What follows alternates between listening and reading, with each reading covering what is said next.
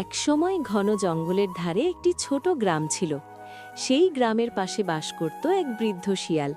বয়সের ভারে সে আর আগের মতো দ্রুত দৌড়াতে পারত না, শিকার ধরাও তার জন্য কঠিন হয়ে গিয়েছিল। একদিন খুব ক্ষুধার্ত হয়ে সে গ্রামে ঢুকে পড়ে, কিন্তু গ্রামবাসীরা তাকে দেখে লাঠি নিয়ে তাড়া করে। প্রাণ বাঁচাতে দৌড়াতে দৌড়াতে সে একটি পুরনো মন্দিরে ঢুকে পড়ে। সেটি ছিল রক্ষাকালীর মন্দির। মন্দিরের ভেতরে ঢুকে শিয়ালটি ক্লান্ত হয়ে পড়ে যায়। তখন সে মনে মনে বলল, হে মা, যদি আমাকে বাঁচাও, আমি আর কখনো চুরি করে খাবো না।